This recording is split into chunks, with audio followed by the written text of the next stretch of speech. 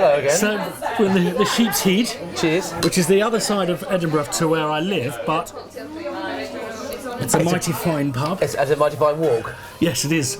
If you time your walk of Arthur's Seat well, you can end up here, the other side of it, and get a cab or stumble home back over the top. So great stuff. First question is for me to you, lager or beer? Oh, it's always lager for me. Ale. Yeah. Followed by wine though, I think, for you, isn't it? But cheers, there we go. Cheers. Okay, again. Right, cheers. Cheers. So if it's a bit noisy in here, we'll try and speak above it. So basically we're here for a Q&A. Yep. We do these kind of biannually. Yep. We've been doing lots of fun stuff, haven't we, this week? Yep, it's exciting. A new kind of season of material coming to the Spitfire Master channel soon. Linked below. If you've not subscribed to that channel, well worth doing alongside this one. So we've divided the questions into silly and sensible.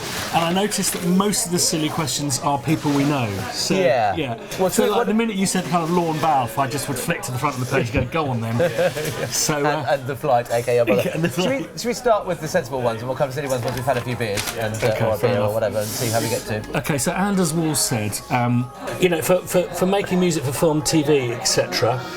What are your hints for do's and don'ts of compression, limiting, and mastering? It's quite a broad question, that one, but essentially, mastering should only be ever used, I think, if it's going to be for the actual, final release. It's not going to be heard in the TV program. That the TV program, the dubbing mixer will do the mastering. Compression, yes, of course, nothing too crazy, just a gentle compression here and there. I always find that, unless you're writing really heavy rock, then it's. We've talked about my mixes and how to mix, and again, it's in subtlety really. That's the good way of doing it. Absolutely. I think just a really important thing to do is to not destroy the intrinsic quality of the sound, and not to create something that the director, producer is going to be surprised by. I mean, in many respects, the dubbing engineer is the mastering engineer. Absolutely. So basically, you could deliver them the raw material stemmed up, which is very difficult to master in stems anyway. Deliver them that, and then maybe if you're doing a soundtrack album, if you're self-releasing or someone's releasing for you, master it. Master it. And if you can afford for someone to do it professionally, I think it's yet another set of ears that could provide to, be a kind of nice collaborative ear on your mix. Definitely. Excellent.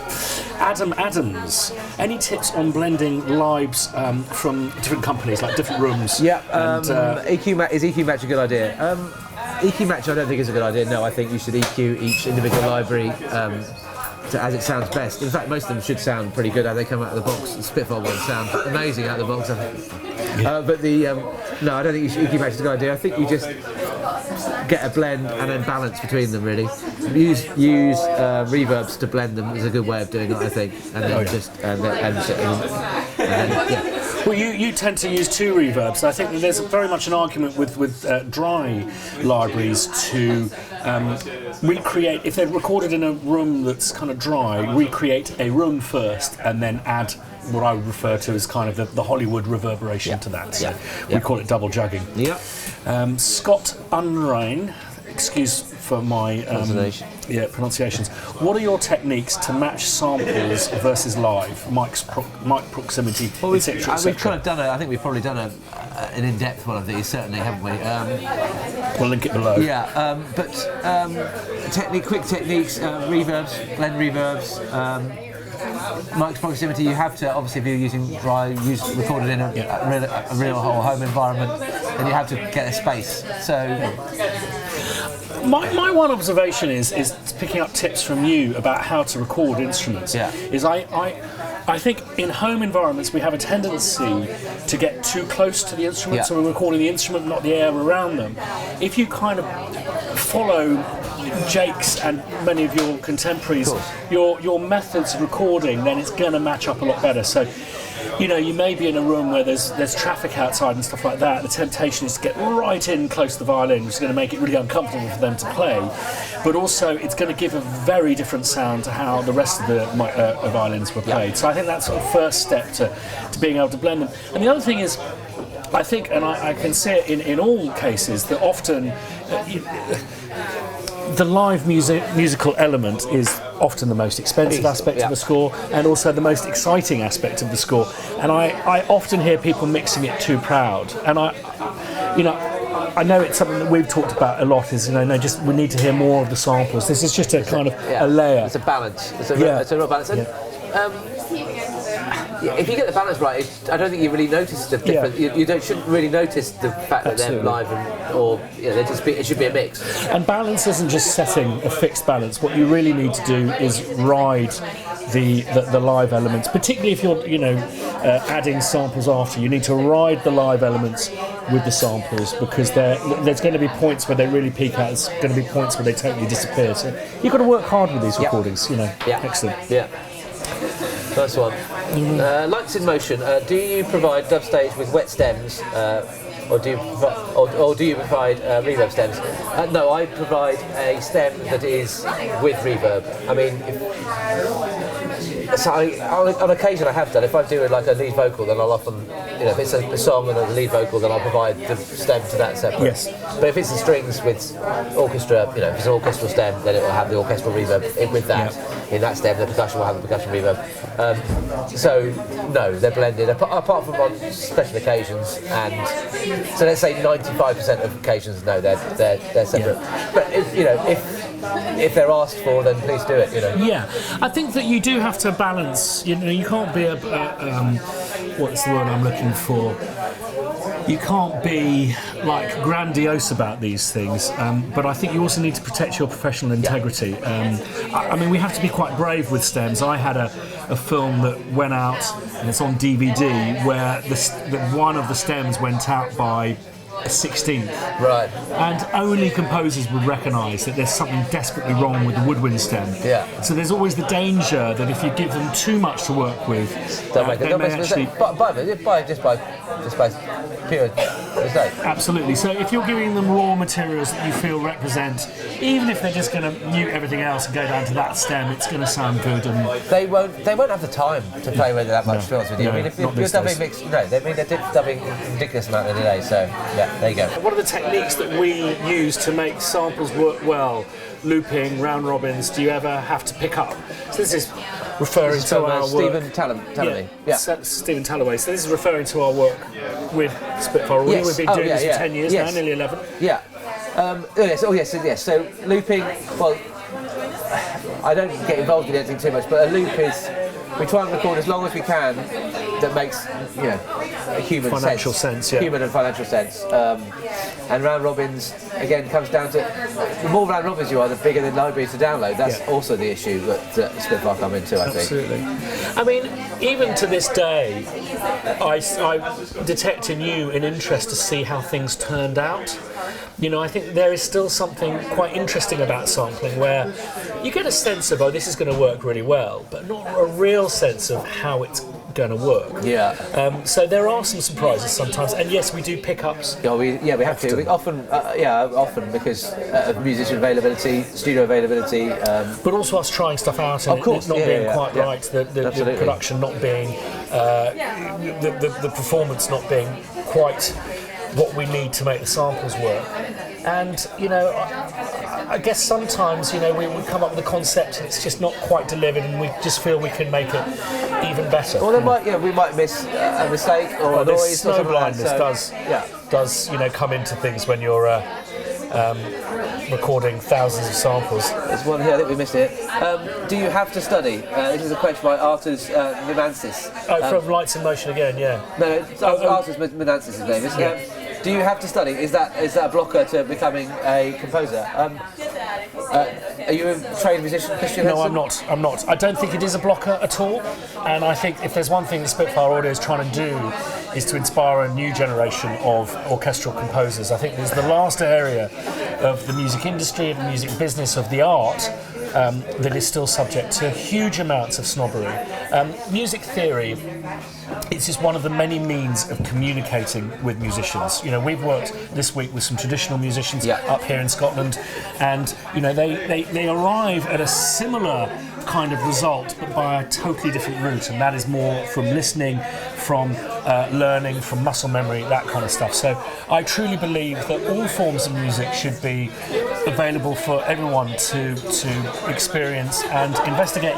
They say style is defined by the limits of your knowledge, and I really do embrace that. Whenever I meet people who are, are real trailblazers, whether it be Martin Ware from Heaven 17 or Hans Zimmer, they basically create their own tension by having limited resources in some respect and wanting an outcome, and the outcome they get is never the outcome they wanted. It's always something totally new and extraordinary. Don't feel that this is a necessary thing. I also think that you learn about music in your own right. So use the orchestral sounds as sounds. Don't think of it as instruments. Think of instruments not as they're like keyboard instruments. And then use that. And then if you want to record them, then if you're not confident about the musicality of that, then employ an orchestrator to do that bit for you. Absolutely. But you're also the composer.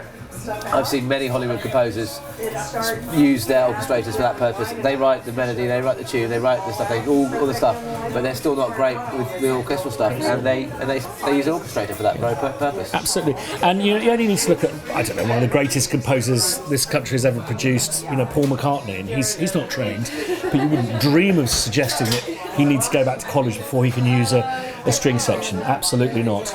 Let's loosen up a little bit. Let's go back to some of these more sensible ones. I think a lot of people have asked about who gets the chairs. There's been a few people asked about the chairs.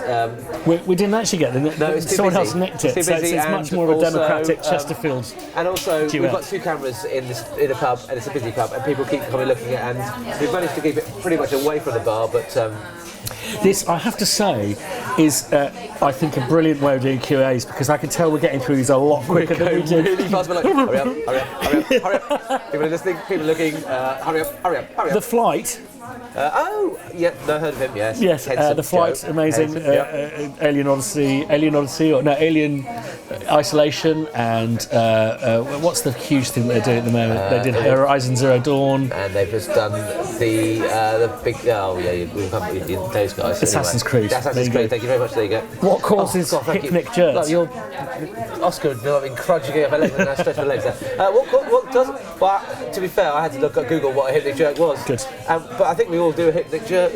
For those who don't know, I'm going to paraphrase Wikipedia very quickly.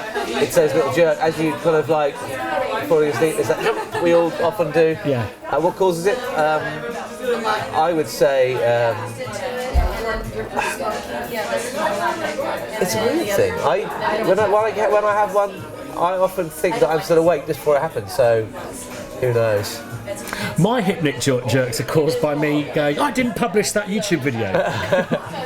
You're quite good at Hypnic jerks. Well, they're perhaps not Hypnic jerks, but when you are prone to falling asleep. You're falling asleep, and then particularly in the middle, maybe of. I've seen it in the middle of a very busy restaurant, in a pizza restaurant before, like this, and then you come back up with this. So maybe that's what Joe's referring to. And I think it's just tiredness. I think it's just Hypnic jerk. Yeah, my claim to fame is when I get drunk, I just fall asleep, which I think is not the most kind of sociopathic kind of. I mean, I know people who get drunk and urinate on other people. So I think it's not. It's fine. So back to the other ones. Okay. So. Arthur's again, but really brilliant questions. Yeah. Thank you. What is the future of Spitfire Audio? I'm afraid let me answer that. You answer that one. Well, it is a really interesting question, because I'm sure many of you are aware that Paul and I never intended for it to become this. It was really genuinely a means of us getting the tools that we need, which is smaller sounding string samples, and ones that just were, I wouldn't say more realistic, because we always like working with live musicians, but I would say just with a bit more life, a little bit more cheekiness. So that's the beginning. I remember the beginning very well. Yeah, absolutely. You were there at the very first day. So for me, what's happened is it's become this kind of. First, it was a community of composers, people using our software, and now what's happening is it's becoming a community of people within our company. There's 55, maybe even 56 people working for Spitfire Audio. So within that is a bubbling cauldron of potential, and quite simply, how Paul and I see things developing is Spitfire Audio becoming a music company. I don't know if many people realise this, but the BBC was a consortium of hardware manufacturers, microphone makers, transistor radio people who were making TV sets, and they went, well, we need to put some stuff on this stuff, so why don't we form a corporation that creates what we now call content. They wouldn't have dreamt of calling it in those days, and I guess that's the kind of direction we'd love to go in. We'd love to be the EMI of this millennia, of a company that starts out doing something that's quite technical and becomes just a force within the music industry. Paul and I and many of the team are part of the music industry. I think we've been a safe house of samples. I'd just like it to be a music industry safe house, really. We do incubate within kind of the troops who work at Spitfire, emerging talent, and that's very exciting, whilst protecting them from the rigours of the music industry. So, good luck, Spitfire Audio, I say. Thank you. Yeah. Thanks. We've got a question about the order of plugins, busing delays, not in Yes, I lost who wrote this, but it was a question that kind of led to this, which is something I've always wondered about, Jake. And maybe it's a question from me to you. Yeah. Are there conventions for the orders of plugins? I know there's often a mistake of busing something to a delay and that delay not going to reverb, and then EQs and compressions, all that kind of stuff. Traditionally, the way I still mix is, I imagine I'm on a mixing desk, and if you think the signal path comes in at the top of the mixing desk, obviously, gain. Then there is essentially the corrective thing, which is essentially filters, which is quite a good thing to do first, because if you've got something with a real low end that you don't want, take that away, because that will affect the compressor a lot. So filter first, or corrective EQ I call it. So corrective EQ first. Then next on the desk is the dynamics, and I still always put dynamics for EQ. So dynamic compressor, they're not limiting here, so a compressor, then the EQ, because you want to, I still think that's the way to do it. Yeah. And then from there you do your sends. So they can be to reverbs and they can be to delays, and these are in parallel to each other. Then if you want, I don't often do this that much actually, I don't often put the delay into a reverb unless it's for a real effect, but you can easily then send that delay to the reverb quite easily, but you don't often send the reverb signal to the delay, otherwise it gets a bit too washy, so you send to a delay and then that goes, if you want that to send to the reverb you can do that too, but I often just keep them, they're just separate and it is what it is really. And then the next level, so that's it. That's and then a limiter at the very end. Oh yes, the EQs are done, but limiter at the end of the very limiter should only ever be used at the very end if you're mastering, and then that's the last thing on the line, because if you compress and then have that coming out at like 0 or -1 something like that, if you then do corrective, or then if you then do an EQ that's adding like 2 dB, then it's something that's going to clip. So make sure that when your compressor is at the end of a mastering, when your compressor is at the end of a mix bus, don't have it too loud output, because when you put an EQ on it, it may then clip. Then keep the gain for the limiter. Great. Fantastic. And where limiting is concerned, from a compositional point of view, I would just simply say stop when it stops sounding like your music. Yes, that's a great one. Let's keep going. There's a couple of silly ones for that. Philip Shepherd, I know him very well. We spent many years together recording many anthems. Amazing, yes. A lot of anthems. Actually, all of the anthems. Of all the anthems in the world, we recorded them all. Have you tried turning it off and on again? Yes, I had to do that earlier on today. When something wouldn't work. It is the most common phrase that gets me into trouble with my wife when I get that phone call saying the TV's not working, the microphone's not working. Have you tried turning it off again? Yes, Jake, I have tried turning it on and off again. But it is always the way to do it. It's just like, if the computer starts going weird, turn it off and again. Something weird in the mix. What's something gone weird? On and off. What did I hear about more of the mixes in the Spitfire Jack Jackson mixes in the symphonic expansion packs? What are they all about? Well, we can talk about them in the wider sense of because actually all of the samples I do a mix for. Some have been released, some haven't. So how do I do that? Shall we start with why we thought they'd be a good idea? Please do, yeah. Well, I just thought, that we have these different mic signals. We have close, tree, outrigger, ambient mics and stuff. And what I felt was, number one, the more that you switch on, the more voices you're using, the more stress you're putting on your CPU. But also, not all composers know how to balance these things to different effect. And so we thought about,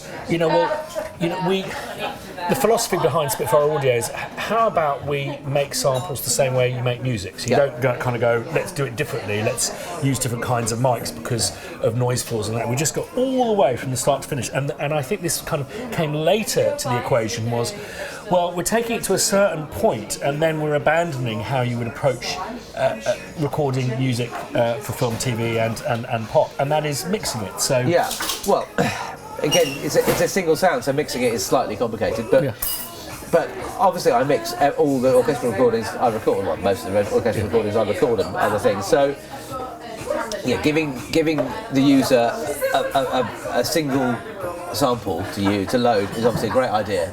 And so to do it I refer to my years of experience, but we also get the musicians to record a piece of music at the beginning when we first get the sound to use. It's a really useful way of getting a volume and mic levels and everything, and then I use that actually as my mix as a mix thing, and go through and balance them, and then there's a small, medium and large, or we call fine, medium and broad, or whatever, and they're just a mixture of the microphone, because microphones we record, often I record more microphones than you're ever going to need, because it would just be a huge amount to download, but they're there for the mic, they're there for the mixes, and they're there just in case, whatever, future-proofing these lot of samples, because who knows.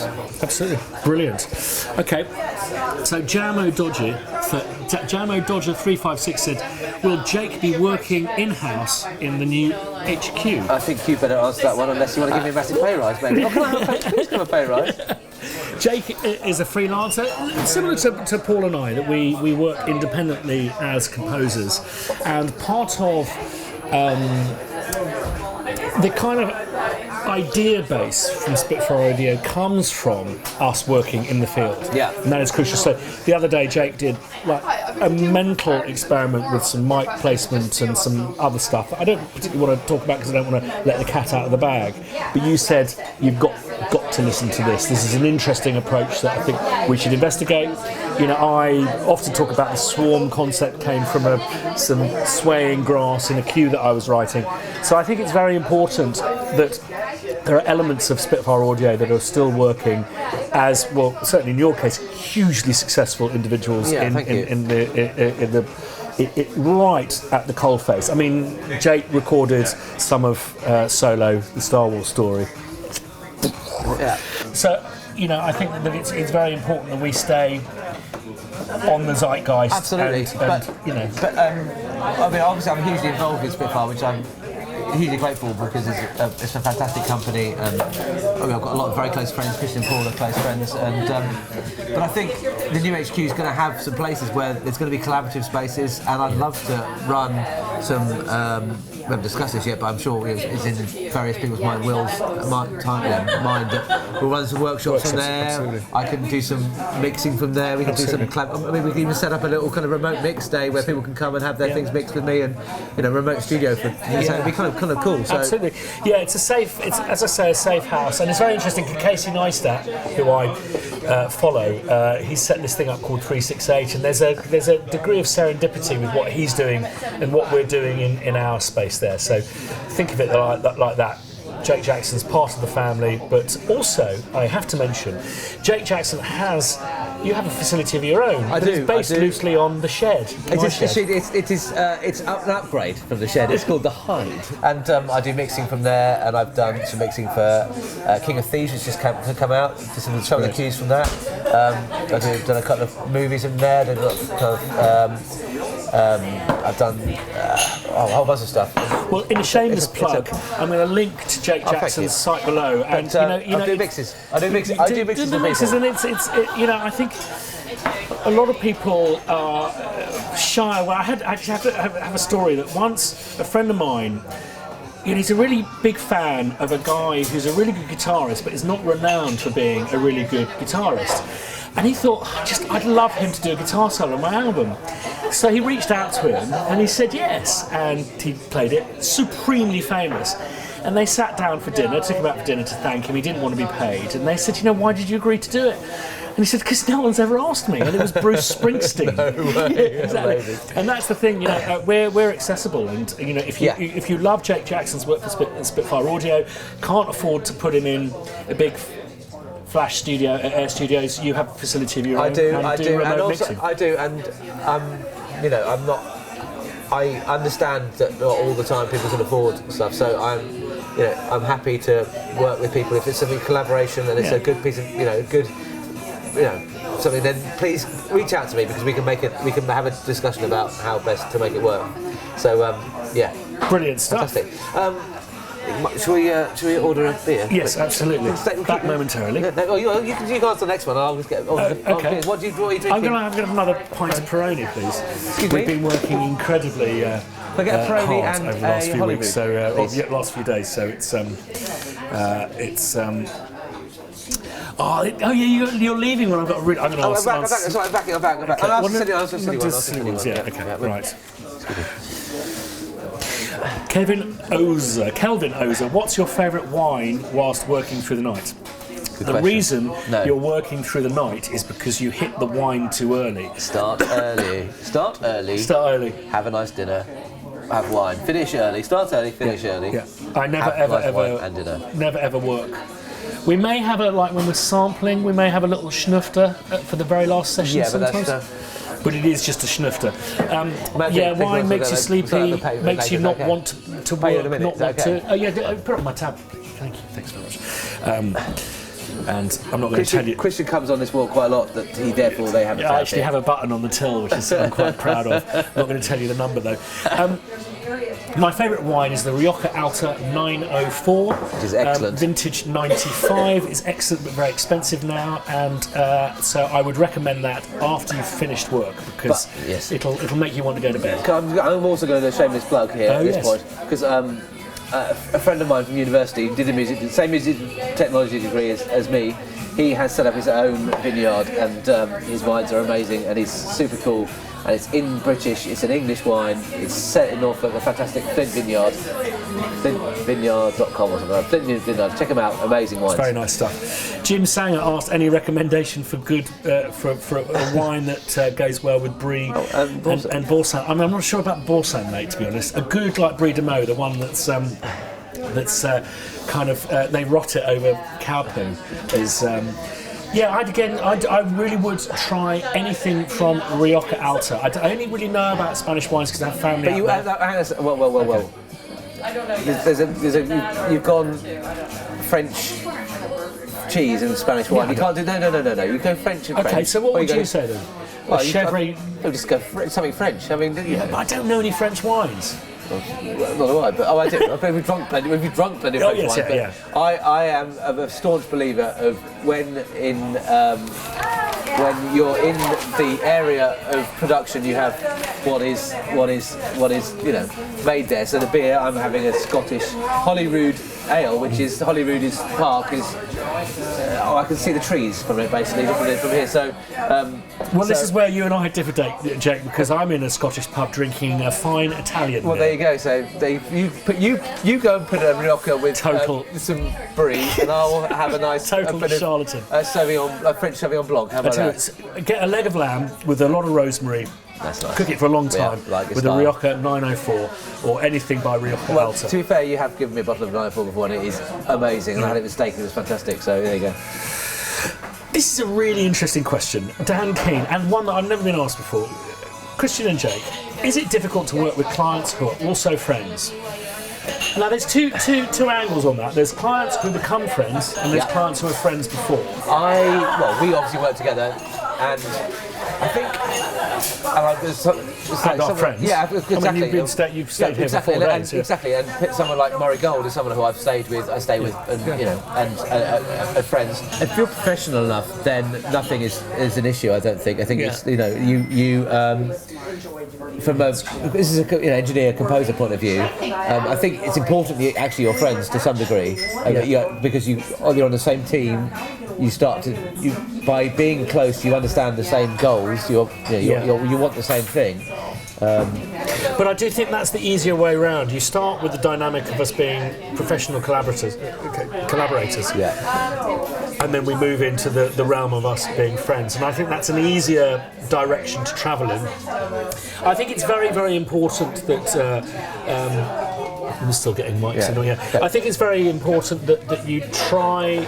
I think it's perfectly possible to become friends with someone and to take that friendship on a notch. Sit down, have pints. You to stay at my house for 4 days, provided we don't bring ego to the table when we work. Yeah, I think absolutely, and I think you have to remember.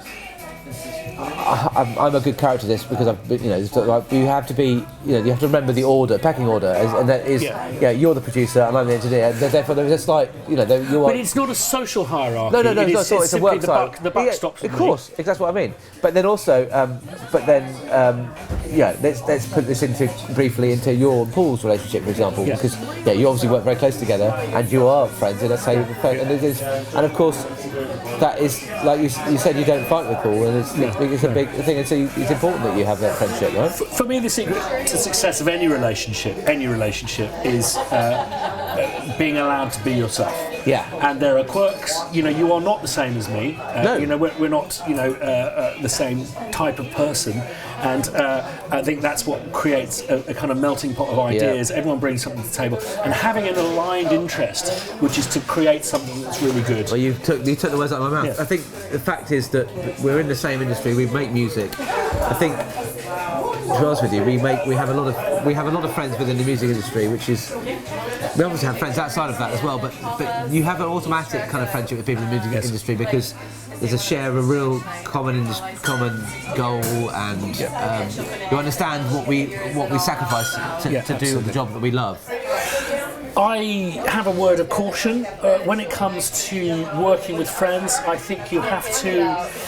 It's kind of like going to a casino and going, I'm prepared to lose this. Yes.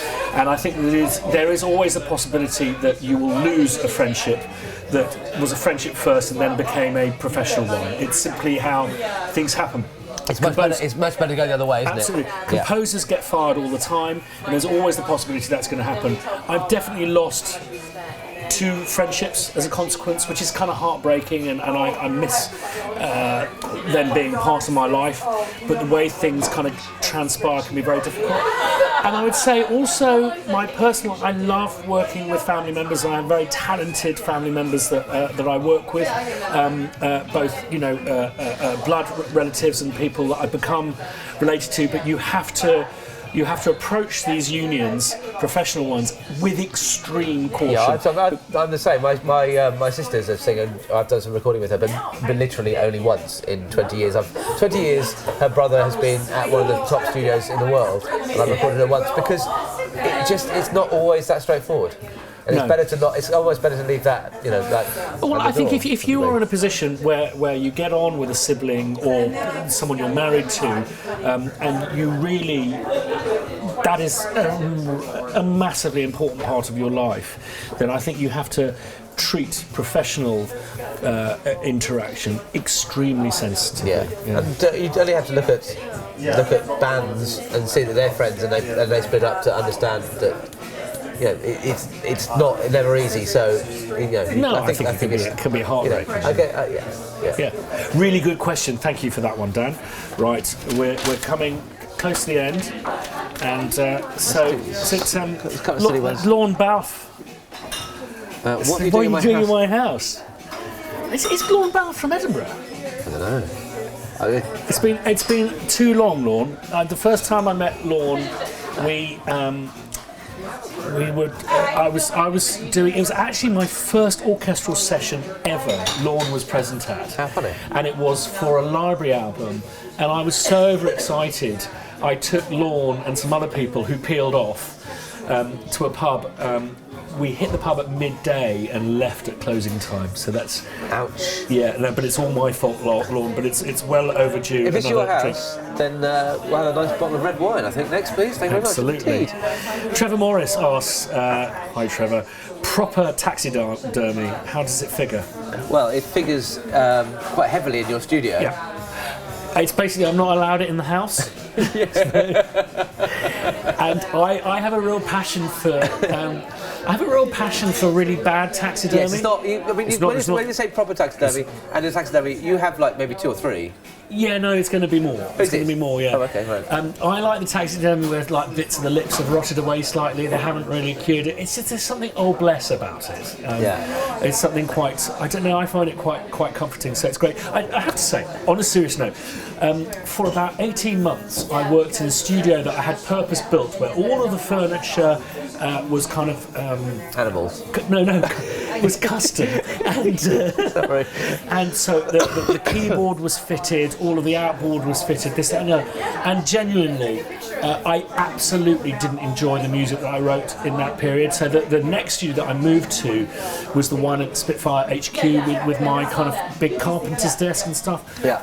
It's just a personal thing. Having those items of beauty that are great to touch and are just full of vibe, for me anyway. No, I think you've got to have something around you. My studio, I've got some Lego in it, so when my son wants to come and play, he can come and see me, he can come sit in there and play some Lego. But actually it's quite nice for me to do that from time to time. I have a ball I like to flick around, it's always something I've always fidgeted with, and to have that and to have some pictures and all that kind of stuff, make it a comfort environment. So.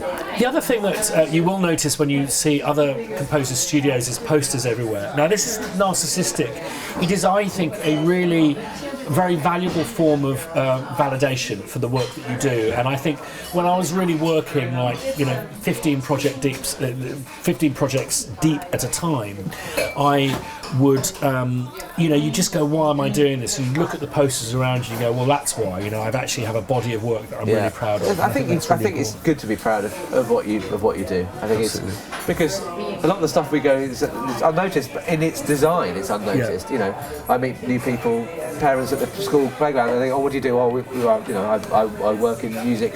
Or what kind of music? Well, the music you don't really supposed to listen to. Oh yeah, no, I don't really notice that kind of stuff.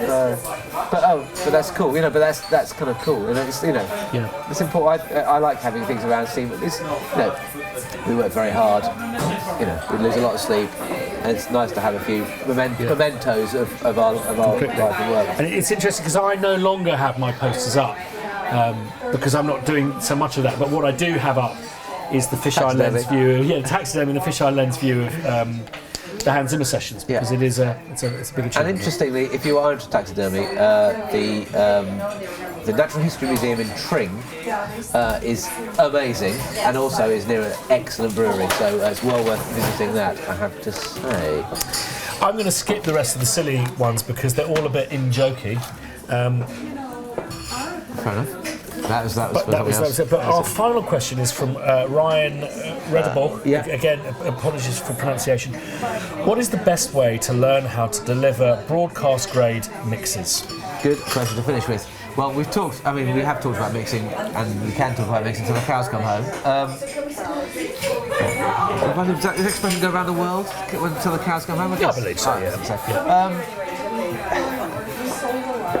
I think the best way to learn to mix is just to do it and listen to mixes. Do lots of mixes. I mean, that's how I learned. I was lucky enough to be sitting in on mixes with lots of people. Little flying thing. Karate Kid. It's about how do you know what instruments should sound like in a mix? Listen to what the instruments should sound like. Listen to a mix, see what works, and but also there is no rules about mixing. No. It is. If you like how it sounds, and the people who you're employing like how it sounds, that is a mix. I used to work in the kind of dance arena. I used to work with a band called the Freestylers. Used to help them out with recording vocals, this, that, and the other. When I watched the way that Aston Harvey's one of the Freestylers used to mix. And his mixes always just sounded super fat. Just like you could see, in nightclubs, people just hit the dance floor and stuff. And I watched him mix, and he was just cherrying everything, just pushing everything to the max. That is on a really crap desk. Yeah, analog though. That's you definitely have to be careful of. Absolutely. But I think it's more the kind of the philosophy behind it. Of course, it was a desk that didn't sound good until you really crushed it. crushed it. And I think that's important. You know, I often laugh at, like, you know, you look at Sound on Sound, which is a wonderful magazine, but it would be like, how to EQ a kick drum? And it's like, well, I think what happens is it kind of gives people preconceptions before they actually employ the most valuable tool, which is the ears. Yeah. And the way that you can train that ear is by listening to brilliant music that's been recorded brilliantly, produced brilliantly. Just if you don't necessarily have time, do it when you're on a walk. You know, walk to the tube, put some headphones on, listen to some music. Just get a whole selection of different stuff. Don't listen to what you used to listen. Listen to some stuff you don't know, because you'll learn something from the way a classical record is recorded on 2 microphones or mixed in a certain way. Listen to some things outside your normal comfort zone, and you'll just hear things and go. You know, it's not difficult really to make something sound. Well, it is difficult to make something sound, but I'm trying to find the right thing. But you just go and play. You know, if you want to understand how to make a compressor work, just you can take something, take a bit of piano recording and just record playing the piano for 20 minutes, some soft stuff, some loud stuff, and see how these things work. Experimentation. That's where all the fun is. It is. Or watch someone do it somehow. You know, find somebody you can come and sit in with it on a session. Watch. But invaluably, modern day, there is this stuff on YouTube. You can find it all. Yeah. So if you really want to know, we've done maybe 3 or 4 mixes. Yeah. Take those as I'll link them all below. Yeah, take that as a starting point.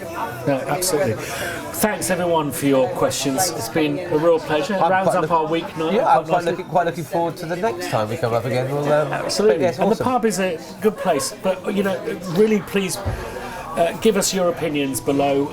We love, the community that's developed around Spitfire and what we do. So really look forward to your feedback and your opinions about the stuff that we've put forward, particularly whether you've tried a Rioja Alta 904. Or which is the best pub in Edinburgh. Which is the best pub in Edinburgh. That actually could be quite useful for the next Q&A. Yeah, it's the Cannymans. But anyway, a lot of Edinburghians will scream at me for saying that. As always, hit like if you like what we do. If you haven't subscribed yet, there'll be lots of pints coming up in the future. And if you want to be notified the next time we post up a video, just hit the little bell button. And as we mentioned before, Jake and I are preparing a kind of mega season of very, very interesting stuff with some very talented people and a lot of insight. So if you haven't subscribed to the Spitfire kind of mother channel linked below, it'll be well worth doing. Keep an eye out. Yeah, indeed. Fantastic. Nice one. Nice one, mate. Cheers. Cheers. Thanks, everybody.